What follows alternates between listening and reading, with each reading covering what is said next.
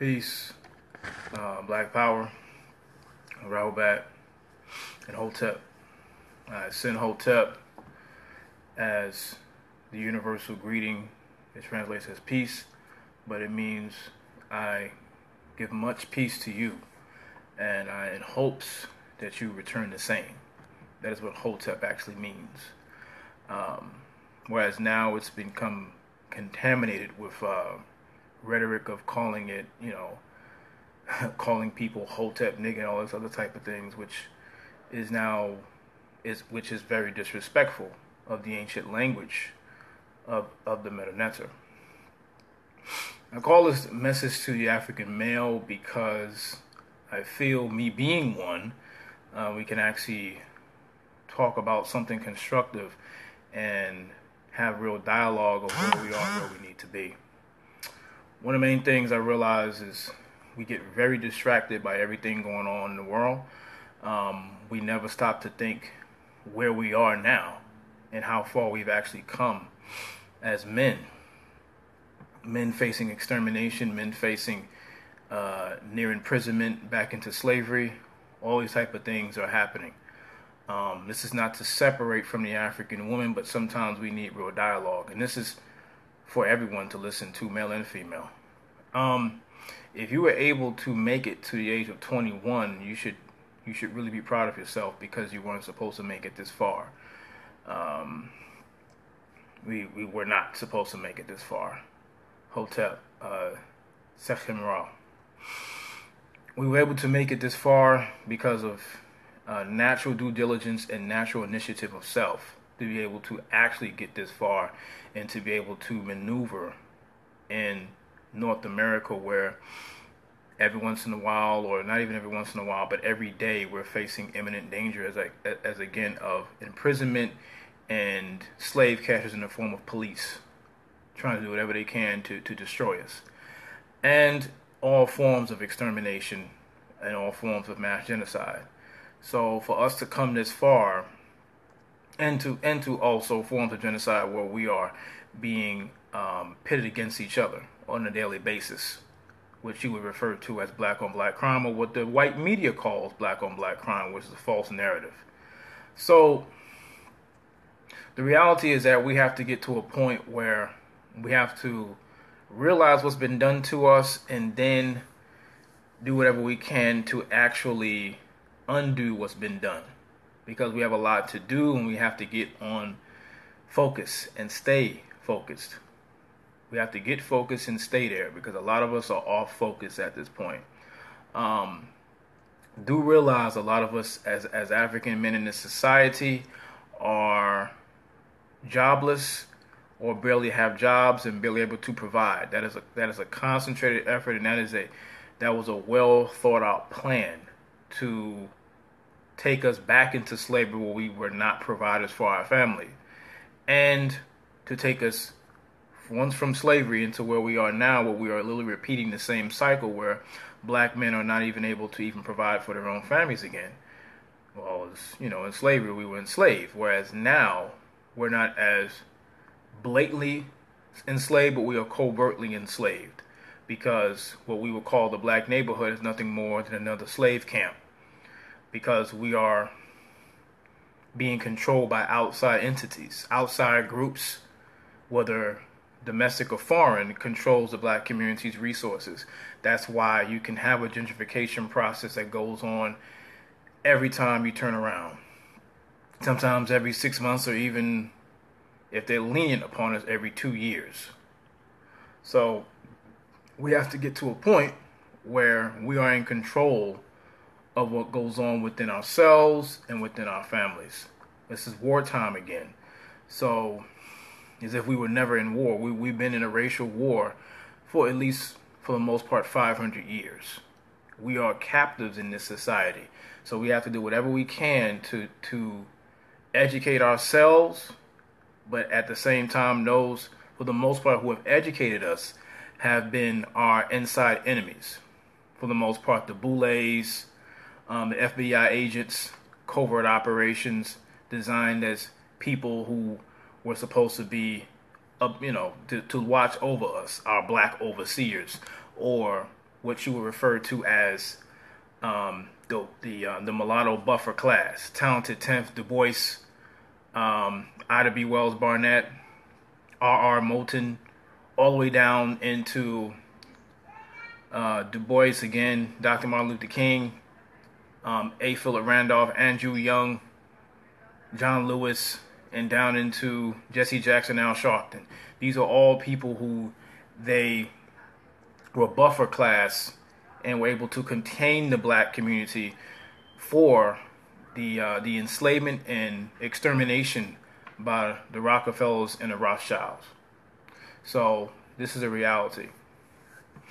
So what we have to do is we have to accept the reality for what it is, that we are being hunted like animals on a daily basis. This is reality.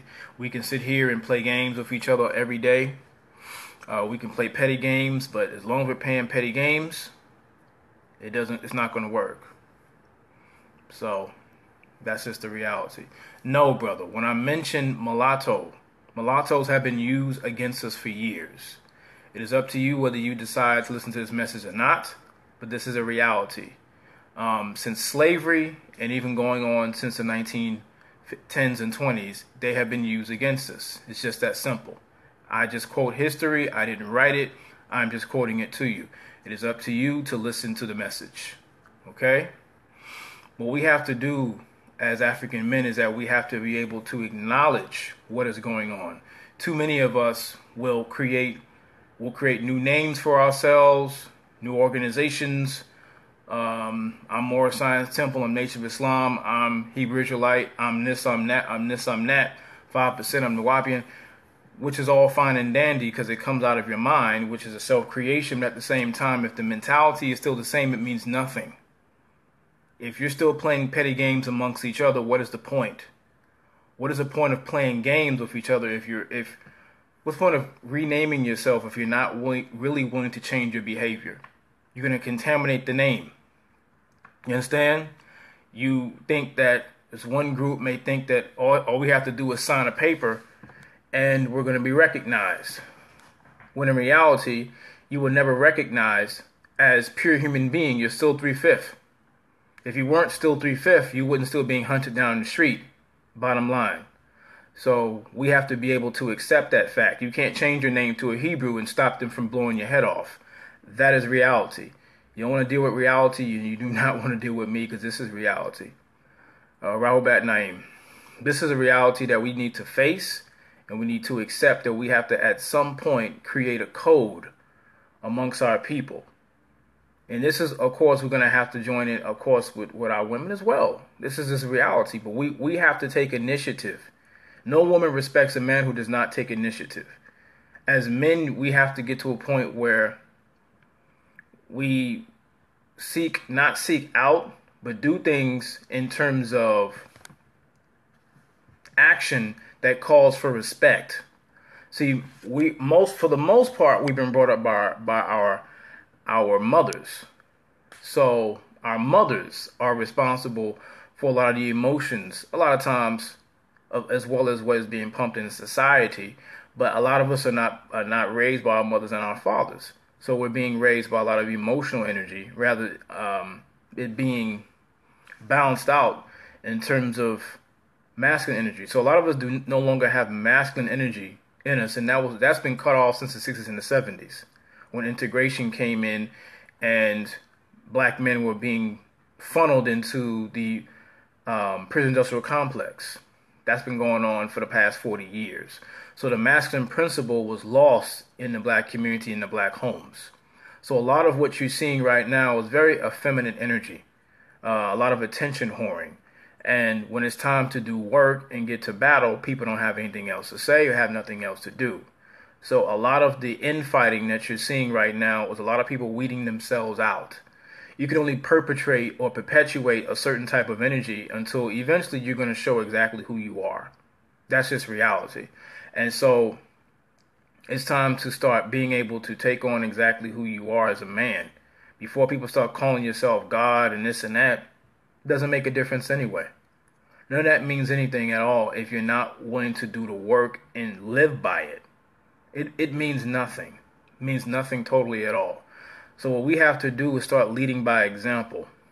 But you really can't lead by example if you do not have self-discipline. If individuals do not have self-discipline, it means nothing.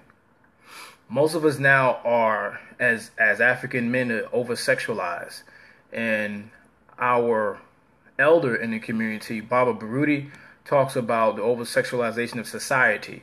And we as African men are very over-sexualized. We have that's pretty much what's on our mind for the most part, 24 hours a day, 7 days a week. We do not have self-control. We pretend that we do, but we don't. You cannot put yourself in a position of power if you do not have self-control. And for the most part, a lot of us pretend that we do, but when it's time to be able to have control of self, we do not have control of self. That's why every time you turn around, you're seeing domestic violence situations goes on. You're seeing pedophilia, which is still a big problem. You're seeing molestation go on, which is a huge problem. But we're refusing to acknowledge it. As African men, what we have to do is when you have domestic disputes that go on, even if it's not you, you cannot be afraid to do something about it if it's supposed to be our people. If you're in an organization and you know something is going on, but you're pretending to do nothing about it, you're just as guilty as the individual perpetuating the situation. It's just that simple. And we can't keep playing this scared game because I don't want no one to think of me as a snitch or this and that, but yet your woman that you call God is in trouble by someone who can't control himself. So the fact that you didn't intervene means that you think it's okay to beat on the person you call God. So what does that put you? That shows that at the end of the day, you've been beaten to being very weak if you're not willing to stand up for what's right. See, we have to get to a point where we stand up for what's right and stop playing games with each other before we continue to lose lives on our own clock.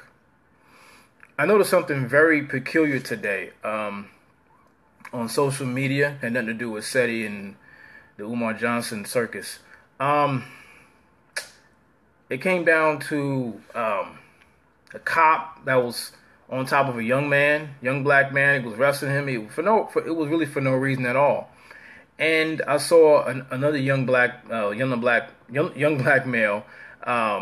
He actually was fighting the cop off of him, and that was beautiful. See, now some people are like, what is he doing? Why is this going on? I'm saying it's time that you fight back. See, we always refer back to the Haitian Revolution. This is something that we really need to think about.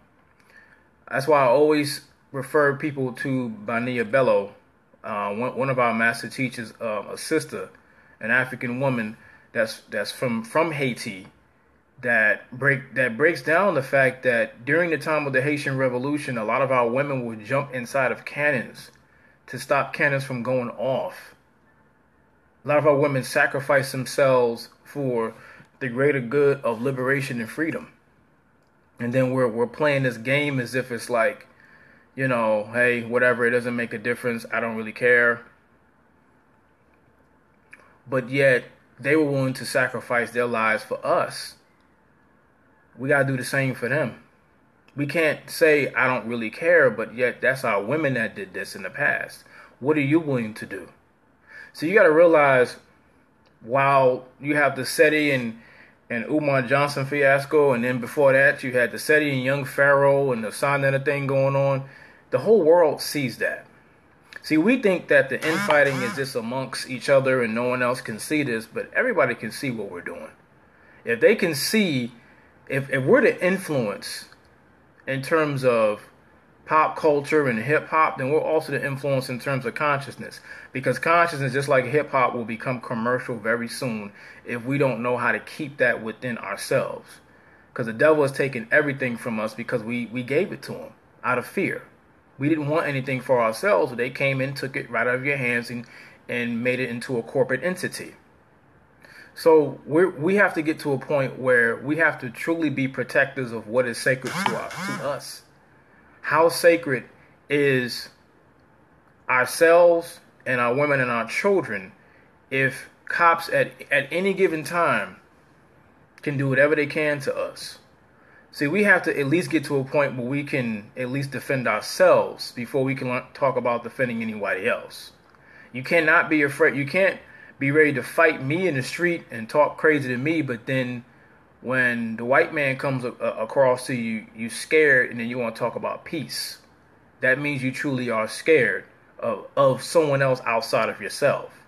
We cannot have fear no more. And see, you cannot refer back to revolutions of old if you don't want to conjure up the same spirit, because fear is the biggest debilitator that we've ever faced in America. We've basically destroyed ourselves based on fear. We will refer back to Jean-Jacques Dessalines and all these people, all our our ancestors, Hotep Afi. And then when it's time to really do work, all of a sudden we implode upon each other and create debates. It's like these debates are really, in reality, finding ways to, instead of doing the work, we find ways to fight amongst ourselves.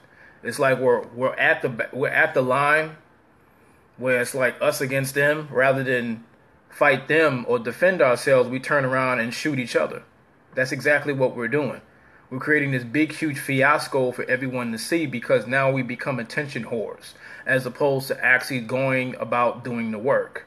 When it's time to do the work, these same people who are aggressive in a camera or in a camera phone, when it's time to actually do work and talk about actually strategizing and not put things all on camera, you don't see them anymore.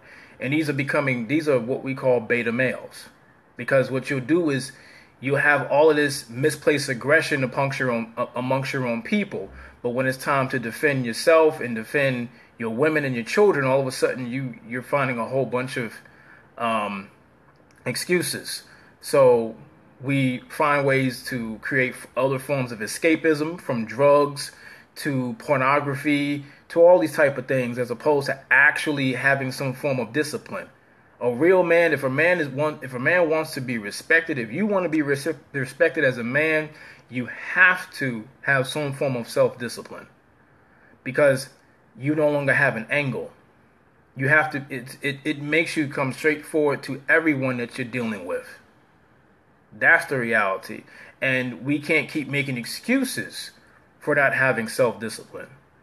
If you want to actually accept the fact that you're in a war, this is a racial war. This is a racial war, and it's also a spiritual war. You can't say it's only in the spirit, but yet we're the ones being killed, not just in America, but abroad. Everywhere we are, they're turning the guns right back on us. That's a reality. You can run from that all day because of fear. That does not change the reality that's happening to us every single day.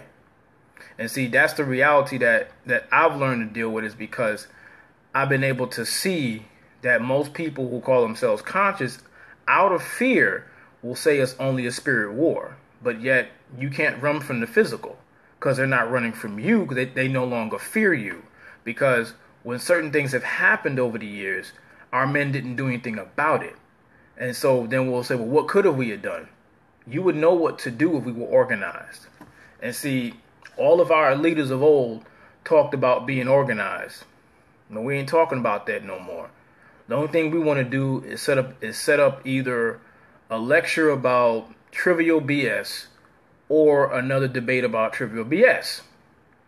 And everyone sees the same thing, but either just make a meme about it or won't say nothing about it at all. So it's really just funny. It's not a joke when you're at war and you're not talking about the warfare that's happening to us every single day. See, what I post and what I deal with on a daily basis and what I study is based upon black genocide. How did we get to this point, and what are we going to do to get ourselves out of it? You understand what I'm saying? That's why, for me, truth is truth. Whether you like it or not, it's going to come in your face. My eye does not have an emotion. My eye does not care whether you like it or not, whether you suck your tooth. It don't make a difference. It's going to come for you. And so for me, when I expose certain black leaders who are Boule, Sigma Pi Phi, Uncle Toms, who set up black genocide, that is for a reason. It's not for likes. It's not for what people want to see. It's because we need to wake up to the fact that we've been lied to. See, that's why I don't go back to Kemet like that all the time. I go back 100 years where we really went wrong, when we really began to find a black and Jewish alliance. This is still a part of the lesson, because our men submitted to to the Hasidic Jew. Someone's hand was in someone's pocket who set up black extermination, who set up the Rockefellers and Rothschilds and the Carnegies to go from not only funding black schools, but funding black genocide through eugenics. And that is a reality that we have basically ran from or pretend never happened. And that's part of my art is truth. That is the most divine principle of my art is truth.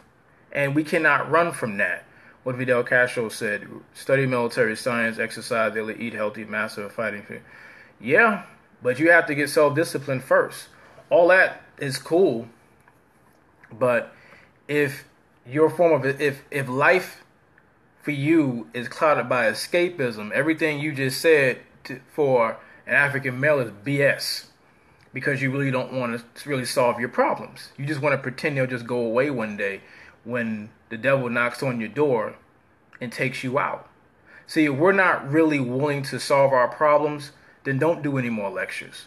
If every one of your lectures as a man is about Kemet, Kemet, Kemet, Kemet, Kemet, different forms of Kemet every single time. It's almost like you're rocking us to sleep. When the same thing that you just said, I can find on YouTube any given time, 24 hours a day. What have you said any different? What new news can you bring to people as an African male? That is my pledge to you. And this is me daring those who go out and teach something is what truth have you, or what new truth can you bring to the people? If you want to call yourself a lecture, why should the people spend $30 to listen to what you have to say when you've been saying the same thing for 15, 20, 30 years? What is the difference? Why should we care? Why should I buy your book? You understand? This is still a message to us as men. Why are you making black education into a hustle? That's what it's become. It's a hustle. Alfie said that's true. It's like cut your own grass before you try to help someone else cut theirs. Yeah. We've made lecturing into a hustle. This is my way of making my money. You know, you got brothers, and you know exactly who we are, you know, in the camera with money in their hand, and it's ridiculous. Like, this is what the elders died for. You know, my father's sitting in prison for the rest of his life for this. COINTELPRO is inside of us for this. You understand what I'm saying? The devil, you got to realize black people have become wind-up dolls to the point where we thrive and live off of the escapism. You know, because debates have become escapism. Because if we really wanted to really do a debate, we would go right back to the 80s and 90s when Dr. Ben and Dr. Clark debated these crackers and destroyed them. Destroyed what we call white science. White science is real. People were like, no such thing as white science. White science is real. White science is to say that African women are the dumbest people on the planet because of small heads and small skulls. That's white science. But we run from the devil just so I can debate you and let's see whose cock is bigger. Whereas opposed to when it was time to, you know, debate these Jews who were still doing their racist rants against black people, we're scared and we run or we make excuses for it. Alfie said that Umar Rant has a show sold out this weekend. Drama sells tickets. Exactly. I mean, that was a good ploy. That whole WWF thing that he did was really some really sad shit. You have to say it for what it is. I mean, at this point, it was like, what was the point of that? When you're really above stuff, you either don't address it or don't even entertain it. We got to be above these things. We really have to be above debating with each other and arguing with each other. Because if you want to talk about we're at war, why are we arguing with each other? You got to know, okay, well, if I can't deal with him, if I can't actually end what we're trying to do, if we have to separate from each other and be on a different faction. But at the end of the day, all of this is being watched, and it's to show our enemy that we are truly not ready. We are not ready, and the message today is that we have to get ready. You understand? You have to get uncomfortable. I said this before, is that we have to get uncomfortable. We are too comfortable with the things that we do. You understand what I'm saying? Um, if you want to be an educator, there's different levels in warfare. Even an educator is a part of the war because he's destroying white supremacy based upon destroying the lies that have been told to us. If you really want to be a lecturer, go after those who are trying to racially exterminate us. If you're not attacking white supremacy, I really don't care what you have to say. White supremacy is not just a thought process, it's controlling the currency of the world through the Federal Reserve and be able to control the army and control the nation state or the police state. And it's finding out what forms of genocide they have in store for us. If you're not willing to do that type of work, then you really are in fear of the white race. You just like talking shit about them. But when it's time to actually deal with it, you don't know what to do. You don't really know what to say. Because at the end of the day, you never thought you would actually have to go to war. You understand? What if, you say the wrong word and they come get you? See, a lot of us are scared as lecturers. And so I challenge those. See, me, myself, I know I have to get in shape as well. So I challenge myself to be able to do what needs to be done so I get myself prepared. But at the same time, I have the right to challenge our own men because we got to get it together.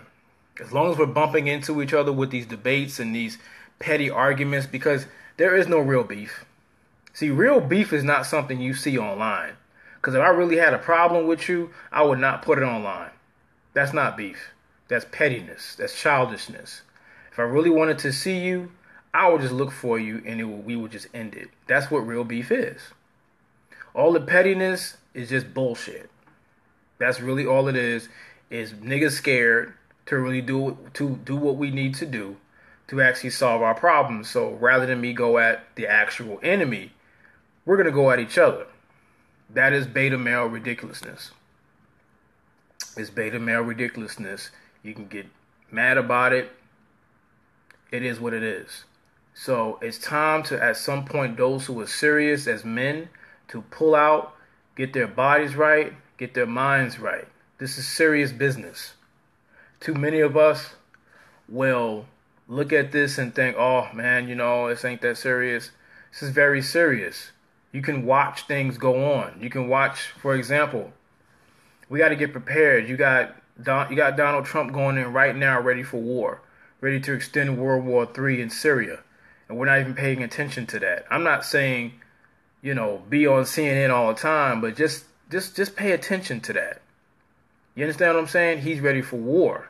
He's ready to go in and get those resources. You understand what I'm saying? And there's Rec City 4 camps and coffins in the United States. That has not gone away. See, people will study information and think that, it's just information to study.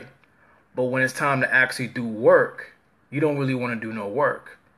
The real work is really exposing the elites, naming the names, and really getting down to exactly what's going on. See, we could talk about Kemet all day. To me, we're getting to the point where that needs to be leisure studying. And we need to get back into what's known as black genocide. Baba Coakley died on that principle, truthfully. And we're really doing a disservice to all the research he did, all the studying that he did, if nobody's going to pick up the mantle and carry on the work.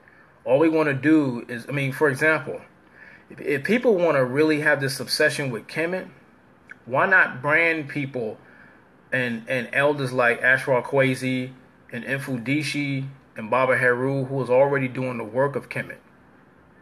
Or, Professor Smalls. Why is it that you have to have 20 different lectures talking about the same thing? See, we know that that's the hustle. All you have to do is talk about the Kemet because it's the soup of the month. But if I say, let's talk about the Congo, all of a sudden you have nothing else to say anymore. Let's talk about, as I said, the Tasmanians. Let's talk about the Khoisan. You have to realize, for example, that's the reason why I talked about education is so important as a man if you really want to destroy white supremacy, because when that little tidbit of me talking about the white race really being Neanderthals and doing DNA evidence, white people couldn't take that. Go back on Kimmy Ray Atun's page, and they're sitting up there getting attitude, getting mad. Their inferiority complex is on stage. They cannot deal with DNA evidence. So we could talk about all the other stuff all day, but once you bring out DNA evidence on that beast, they crack. And see, the problem is what we do is we get apologetic for the truth. No, let them show themselves. Let them show themselves. All they got to do is show the emotion that they have, because they realize their time is up and they're dying. My father talked about for years that eventually they will die. They will eventually go back in the caves. But you have to reveal and show themselves, to themselves, who they are, regardless of their emotional response to that. The Honorable Elijah Muhammad said, tell the devil he's the devil to his face, and they will crumble. But we're too busy bumping into each other to do so. So our lecturers and scholars are becoming part of a big, huge circus. So the elders have to step up and do what needs to be done in terms of taking over. So we have a lot to do, man, in terms of just being someone who does research and as far as, well, I call myself an African warrior scholar. That's what I am. And so what me, Kimmy Ray Atun, are really planning on doing is educating our youth, going up to New York and actually educating the children, because that's what it's really about. The children are the future. I'm not the future. The children are. I'm 35 years old. The children are the future, not me. You understand? The children are. And watching what's going on right now in the so-called conscious community shows that we really are not valuing the children, because if we really valued the children, there would be no bickering and there would be no pettiness. We would know when to stop. It's like, I'm not finna argue with you, and just end it. But escapism is alive, and I'm here, thank you. We have to get away from escapism. We have all forms of escapism that clouds us every single day. From sports, black men, you have to take the sports out of your life. I know that may not sound like, oh man, that's bullshit. Take sports out of your life. If you can take sports out of your life, you have a huge void. Because from basketball to football to boxing, especially football, that clouds our judgment.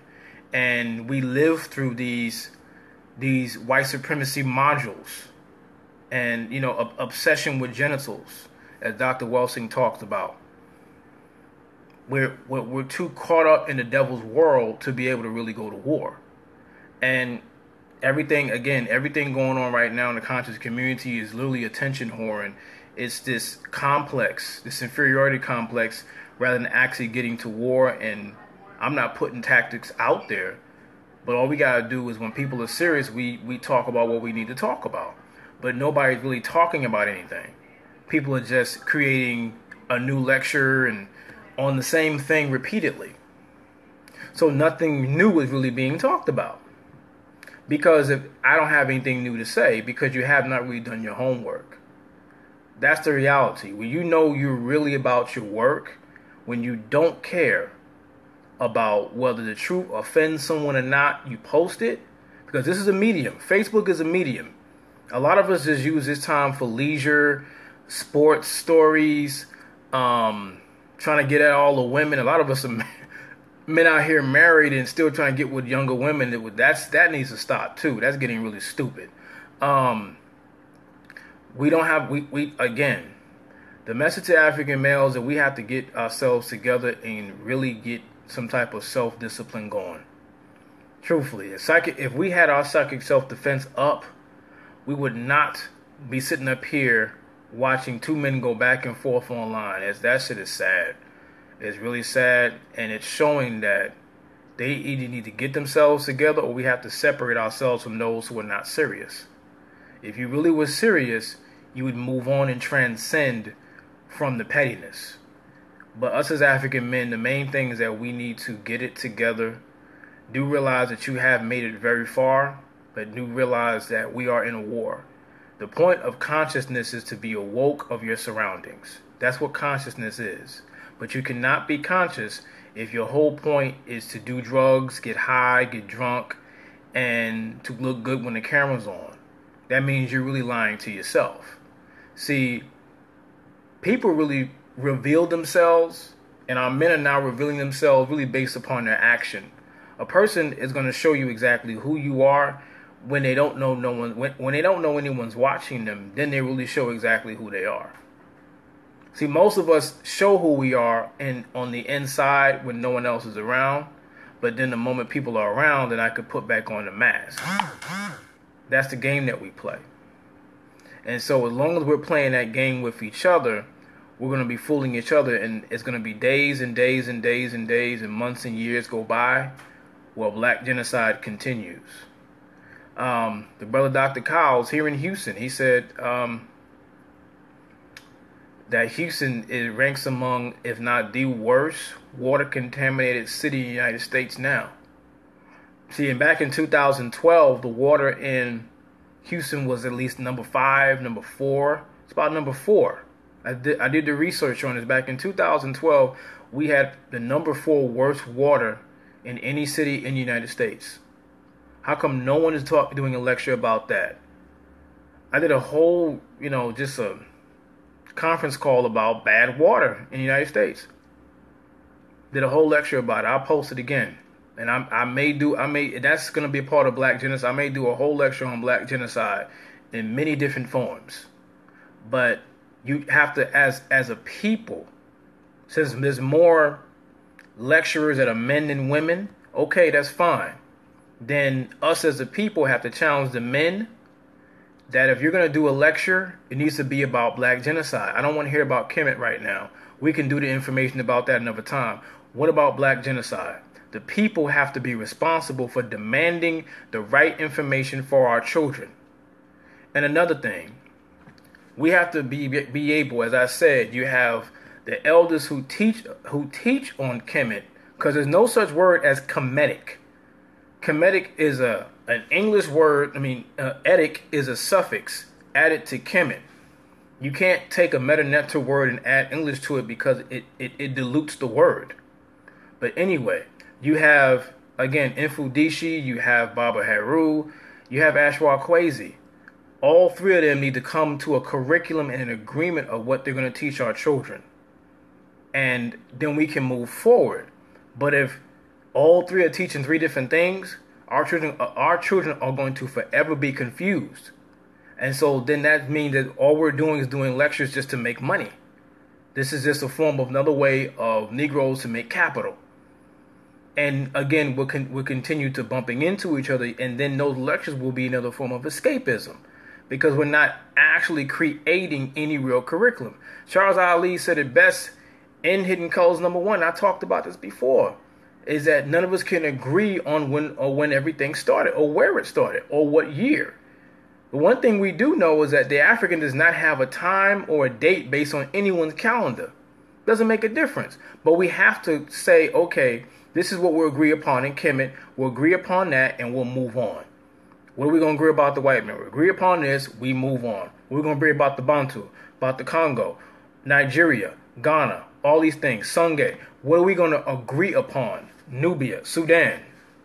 We will agree upon a curriculum to teach our children as men. You understand? Until there will be more women lecturers, because the sisters do have to step up as well, but we got to also be responsible for breathing life into the sisters so they will want to step up. That is still a part of our responsibility. Whether they want to step up or not, or whether they want to, if they want to listen or they don't want to listen, we have to be responsible for that. So this message is for those who are really serious about doing work, man. I deal with people who are serious. I don't deal with everybody. People reveal themselves to me every day. So a lot of times when it's time to do real research, all they want to talk about is go right back into Kemet. I don't want to deal with that. We got all this information that you refuse to talk about. Are you scared? Are you afraid to reveal the truth about people you have emotional attachments to? If a person's been lying, it's time to expose it. Plain and simple. But we don't want to deal with the real. We just want to pretend that we want to deal with the real. That's not going to work. And so until we're able to actually really achieve real forms of self-discipline, we're going to keep bumping into each other. Bottom line, it's time to really expose what's really going on against us. But those who are fake and those who have ill intentions for our people, they're really starting to expose themselves. So it's very little that we really have to do. You understand? All you really have to do is watch everything that's going on right now. And we all, as Africans, have to make the choice whether we want to deal with these people again or not. That shows the mark of an individual or individuals or a group who are truly evolved as a people. You understand? See, because white people are training. They're training for physical warfare while we're online bickering back and forth, turn this into a WWE, Raw is whatever the hell. That's what it's really becoming. And it's becoming very sad to watch. I don't want to see that anymore. But that's me. I don't pay attention to it. It doesn't exist. Whatever you don't pay attention to does not exist to you. So a lot of us, again, this is a double helix thing. So it's not just a spiritual war. This is a physical war as well. And all we need to do is be very careful and be very mindful of those that we align ourselves with. We have to also stop being so idle. When I say idle, I don't mean not busy. I mean we put a lot of lectures on pedestals, and none of us are perfect. I'm not perfect. Nobody's perfect. My father wasn't perfect. Nobody was perfect. So what we have to learn how to start doing is we have to start accepting people for what they are. When they make mistakes, they make mistakes. And even before they make mistakes, just accept the fact that you are supposed to be God. I don't have a leader and I don't follow anybody. I'm old enough to be able to make my own decisions. And the African man has to accept the fact that no woman can truly respect a man who follows another man. We can't do that. No woman wants to follow. I'm going to say this one more time. No woman will truly respect a man who follows another man. You cannot be a follower and a passive Negro if you truly are about African liberation. None of that means nothing. All this following this, I gotta follow that person. I got a master teacher. You have to be your own master. My father talked about years ago. I may be your master teacher, but truthfully, you are the master of self. You can't give that up because you worship somebody. Worship yourself. Worship your woman. Worship your children. They came from you and you are self. Because at the end of the day, your master teacher is going to have to make a transition, but you are still going to be here. The elders are supposed to bestow upon a certain amount of knowledge and you have to apply it. But if you as a man cannot do so, it means nothing. Because all this information is just that, entertainment. That's why now everything is slipping into being entertainment. Because all we're doing is entertaining the people. We're not really doing real education anymore. That's why people are like, that's why the debate became this big thing. It was all over the place. Our quarrels are out there for the world to see. Because there's no real codification. And Neely Fuller talks about codification all the time. We need to be codified. We are not codified as a race, meaning when things go on that's outside of code, it needs to be disciplined. A lot of us allow certain types of behavior to continue because we're scared to check each other. If I do something outside of code, let's say, for example, every other group or race has a code of conduct that they follow. They know not to buy from black people. They know not to even move around black people or even touch black people or even breathe the same air as black people. But black people want to be around and marry every other race except for themselves. That's inappropriate behavior, and that's outside of code. If you had a code, you would know what and what not to do.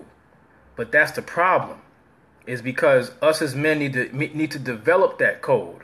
Be God and develop a code of principles and conduct that when things get out of whack, you say, brother, you are out of code. and you check each other for things that you do. When I talked about pedophilia and domestic violence, that's out of code and it's inappropriate behavior, and it's self-murder and self-abuse upon your own people, especially the woman you call God. How can you sit around and call your woman God, but you're beating on her? It don't work like that, but that's what we do, because we truly hate ourselves. We don't have any self-control. We don't have any self-discipline. So when it's time to really find a way to get out of our situation, we don't know what to do.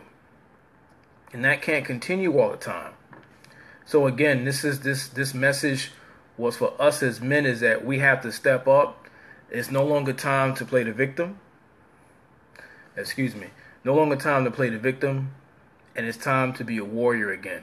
All I call myself, because of Baba Baruti, and I give Baba Baruti a lot of thanks for what he's done in creating the Book of Sappho, because he made me make a choice. He made me let go of my addictions as a man. He made me become a man and step my ass up and do what I need to do to tell the truth to the world. He made me get myself together without me only meeting him one time in Dallas. And I dare and challenge those who can't get themselves together to go get the Book of Sappho. If you have it, read the book, because it makes our men make a choice to get themselves together and accept the fact that we are at war. And if you're going to call yourself an African scholar or a teacher or a lecturer, which I stopped calling myself lecturer or teacher or whatever, warrior scholar, you have to be able to have some form of self-control, or you need to sit your behind down because you don't know what you're doing. You're just trying to exercise your inferiority complex, and you need to do that while you're at home, not when you're around people who need education or around our children, because all you're doing is just exercising ego. And that's becoming the death of black people, because 90% of our action is based on ego rather than actually solving problems. And once we're able to overcome the ego, as my father talked about in the Mind Scroll, then we can actually solve our problems. But as long as we're acting, because again, this whole Seti Umar Johnson thing is two men acting on ego. I don't choose sides in that situation at all, because both are wrong at the end of the day, because you're letting everyone else see your hand. At the end of the day, everyone else can see, every other group can see Negroes cannot get it together because they're still bickering online about bullshit. I don't think it's funny. I think it's sad that we're supposed to be coming together on a table in private where no one else can see, but we're still buck dancing for everyone else to see us. It's ridiculous. That's why I'm serious most of the time, because I'm like, I don't have time to play games with people no more. Don't play games with me, and don't play games with our people. If people really were not about playing games, we would not have any more debates. Because all that is another way to make more capital off of black people's ignorance. If you really were about to end the miseducation of African people, the debates would cease. Period. We would stop doing things like that because it's inappropriate. Again, if you want to debate somebody, debate those white scholars who are continuing to teach that African people are inferior genetically. So they will keep pushing white science upon our people, because they still teach that type of stuff in the school system. They're still teaching that too much melanin is a bad thing. That if you're in the sun too long, you get too dark, it's negative.